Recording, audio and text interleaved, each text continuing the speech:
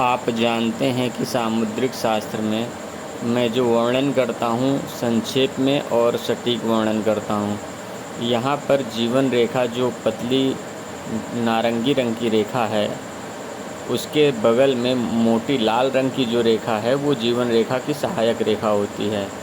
आपको इसके गुण बहुत से लोगों ने, बहुत सी ज्योतिषियों ने बताया होगा, लेकिन इसके गुणों का जो असर है वो दुर्गुण में कब और कैसे बदलता है यह आपको किसी ने नहीं बताया होगा।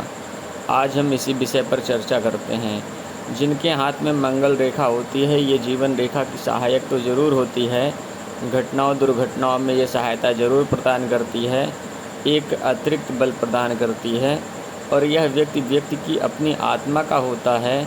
यह मैंने शोध करके पाया है कि जिनकी आत्मा जागृत होती है उन्हीं के हाथ में ऐसी रेखाएं पाई जाती हैं जो आकस्मिक दुर्घटनाओं से व्यक्ति को बचाती रहती है।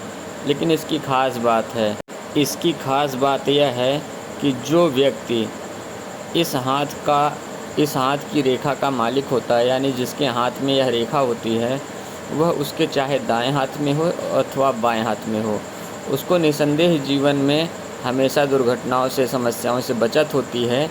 लेकिन इसके लिए उसे अपनी आत्मा की भक्ति की तरफ पलटना होता है, यानी कि वह आत्मा की भक्ति करता है तभी उसको सहायता मिलती है।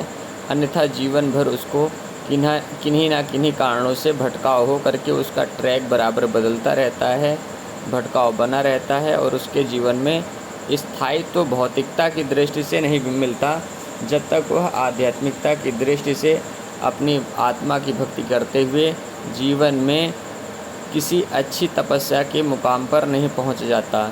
या तो उसकी आत्मा से बातचीत होने लगती है अथवा वह सही गुरु की प्राप्ति करके सही गुरु के मार्गदर्शन में चलने लगता है। तब जा कर के इस मंगल रेखा का दोष कम होता है, क्योंकि गुरु ही एक ऐसा ग्रह है जो मंगल के दोषों का सही तरह से निवारण कर सकता है। इसी वजह से जब व्यक्ति को किसी अच्छे गुरु की प्राप्ति हो जाती है तो उसकी ज्ञान, भक्ति, तपस्या से सहायता प्राप्त करते हुए यह रेखा सहायक हो जाती है। यह मंगल रेखा टूटी हो, जंजीरदार हो, दाग धब्बा चिन्हयुक्त हो, कैसी भी अवस्था में हो, लेकिन अगर उस व्यक्ति ने अपनी आत्मा की भक्ति सही तरह से कर ली, यानी कि किसी आत्मा वगैरह के नाम के प्रेत से लगाव ना हुआ, यानी कोई प्रेत वगैरह आत्मा के नाम से ना बोलने लगा बल्कि आत्मा ही स्वयं बोलने बातचीत करने लगी, तो सभी दोषों का निवारण हो जाता है। अथवा किसी समर्थ गुरु की कृपा से ही टूटी, जंजीरदार या दाग धब्बेदार दोषयुक्त मंगल रेखाओं का निवारण हो पाता है, यानी कि समर्थ गुरु ही दोषयुक्त मंगल रेखा का निवारण कर पाता है।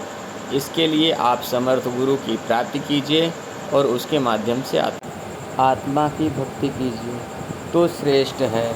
आत्मा के द्वारा ही आप आत्मविद्या की प्राप्ति कर सकते हैं। आध्यात्म विद्या की दृष्टि से देवी देवता राक्षस जागते हैं, यानी उनके प्रेत पितर जागते हैं, तो जीवन रेखा दिक्कत की हो जाती है और आत्मा से बातचीत करना अवरुद्ध हो जाता है। इसलिए आध्यात्म विद्या से मुक्ति पाकर आत्मविद्या के जागृत होने पर ही मंगल रेखा वाला व्यक्ति जीवन में एक सफल इंसान बनता है, जो समस्त बाधाओं से हमेशा मुक्त रहता है। उसके रोग, ऋण और शत्रुओं का बराबर नाश होता रहता है आत्मा की कृपा से। आत्मा ही भगवान का स्वरूप है, इस बात को हमें कभी नहीं भूलना चाहिए। इन्हीं कम शब्दों के साथ मैं अपनी वाणी को विराम देता हूँ। अगले किसी प्रसंग में शीघ्र ही मुलाकात होगी। जय सनातन।